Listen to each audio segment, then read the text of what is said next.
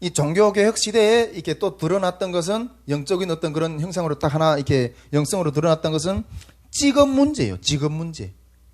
직업.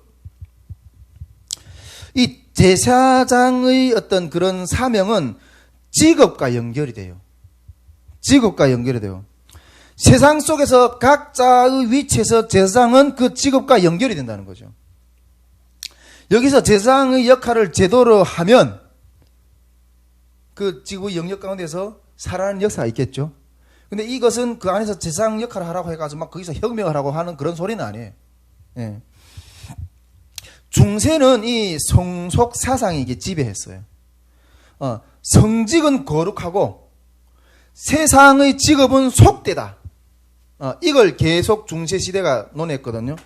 이거는 우리가 계속 우리가 봐왔지만은 이게 플라톤 그 서양 사상부터 헬라 사상으로부터 오는 어떤 그런 영향이라고 이렇게 볼 수가 있는데, 이 플라톤 사상에 보면 올라갈수록 거룩한 것, 그 이데아 세계가 이게 본질적인 거고 이 땅의 것은 이게 허상이다 그랬죠.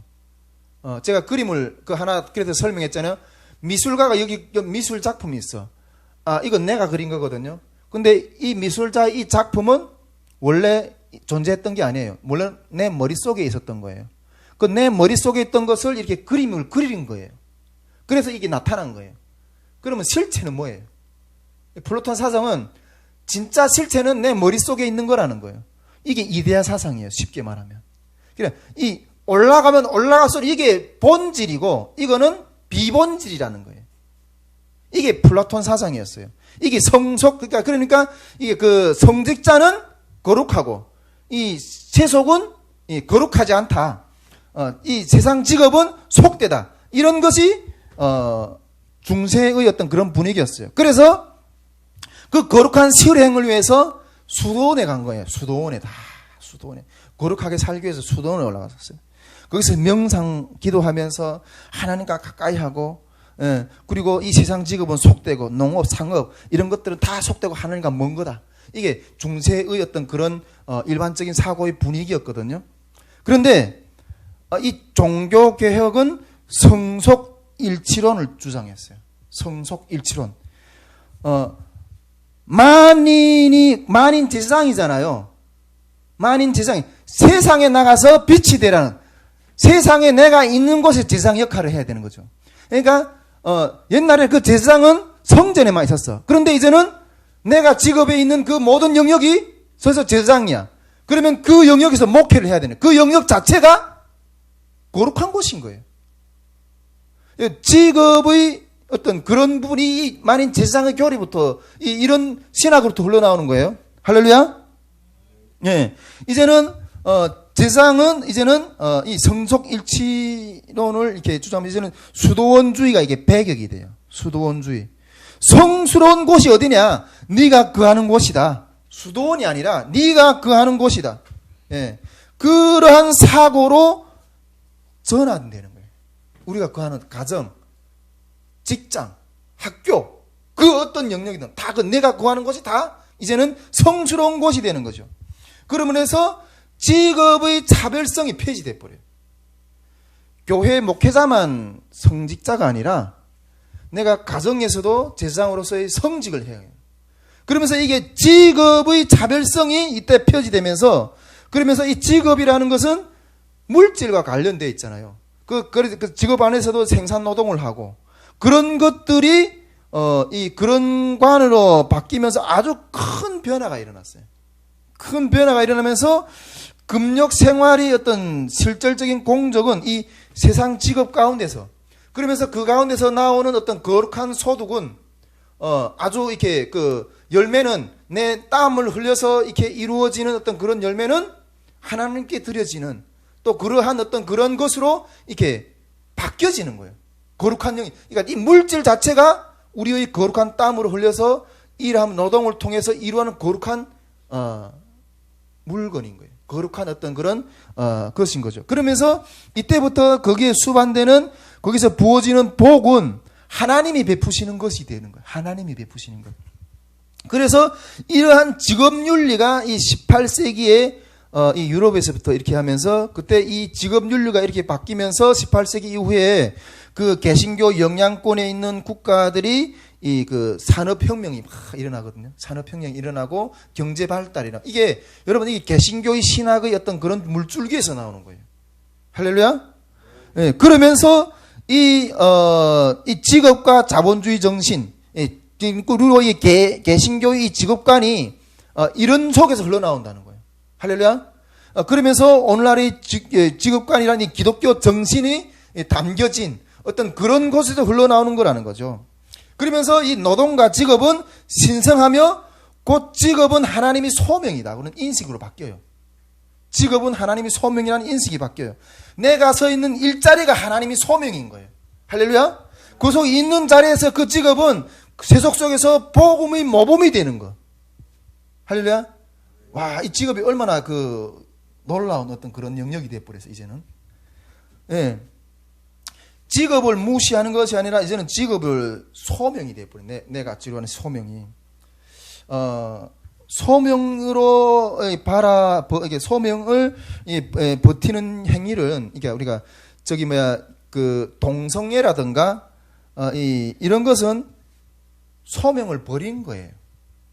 내가 남자 됨을 내가 여자 됨의 그 소명을 버린 거예요. 할렐루야. 동성애라다 이런 건 남자됨의 소명, 여자됨의 소명이라는 이런 것들을 버린 것이라는 거죠. 할렐루야. 예. 제가 한 가지만 좀 이렇게 겪었던 것을 좀 나누고 좀 마무리하려고 하는데, 저는 이게 직업 의식에 대해서 상당히 혼란스러웠을 때가 있었어요.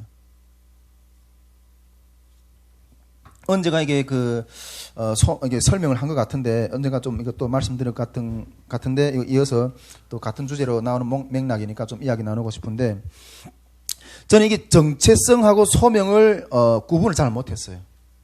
정체성하고 소명이라는 어떤 내용을 잘 구분 못했어요. 이 혼돈을 하게 됐는데, 이게 우리가 보면, 우리 정체성은 뭐예요? 그렇지. 우리 정체성은 하나님이 존귀한 자녀라는 거예요. 근데 목회자라는 건 뭐예요? 소명이에요. 목회자 소명이에요. 네, 소명이에요.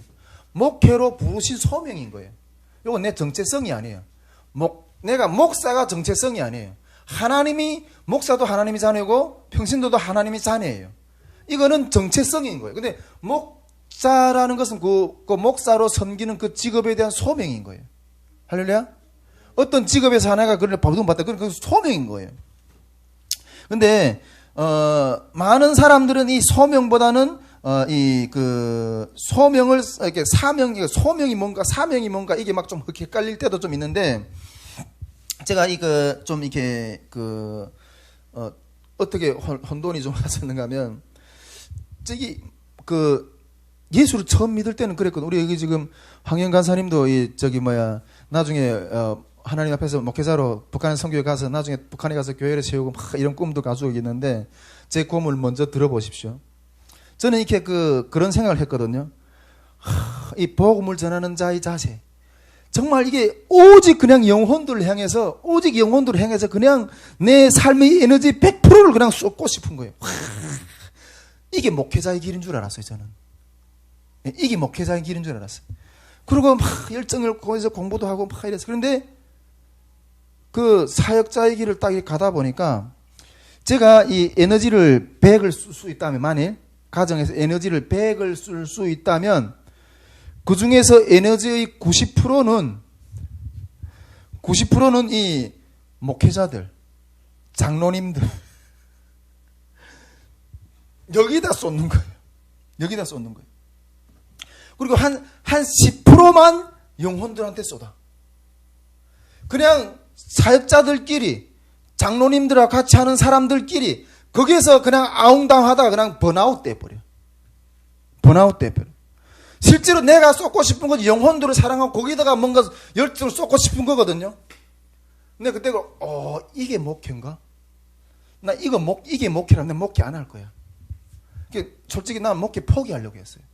진짜 순수하게 그냥 영혼들을 사랑할 수 있는 어떤 그런 이 포지션을 들어가서 이렇게 어떤 곳이든지 그걸 찾아서 그렇게 하고 싶었어요.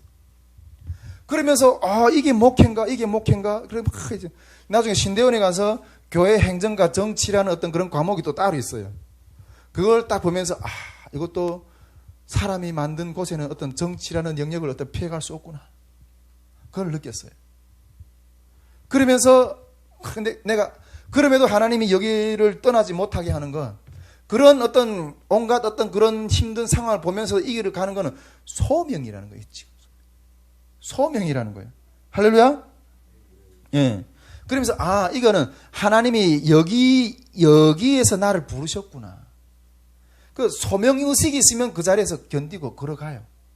베라벨 어떤 어두운 어떤 그런 것들 봐도 기도하면서 이거는 내 분복이야. 어떤 방법이 없어. 어떤 숙목령적으로 그렇게 하나님이 여기서 나를 부르셨어.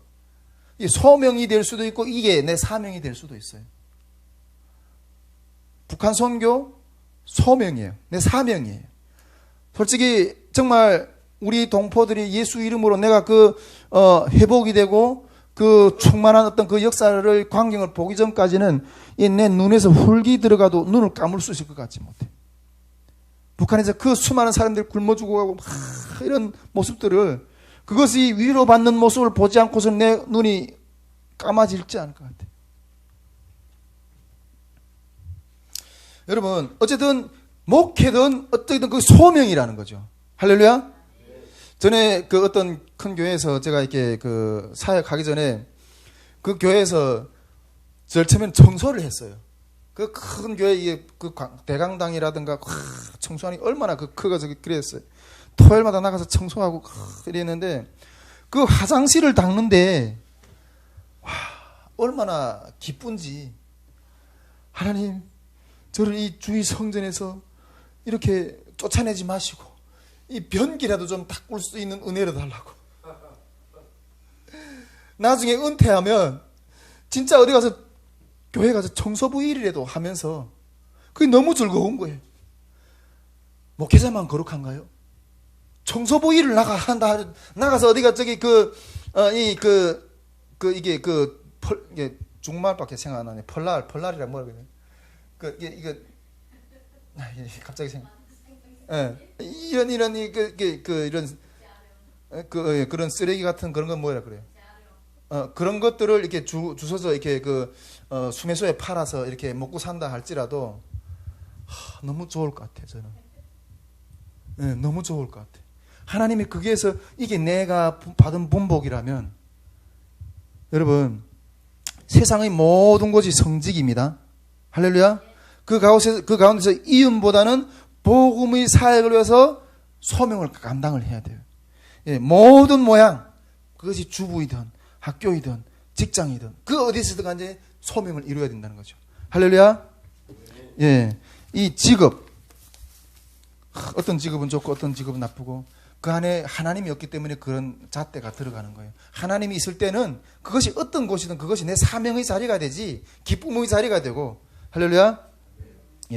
오늘 여기까지 나누도록 하겠습니다. 우리 구강사님 기도 음악을 좀 틀어주시고요.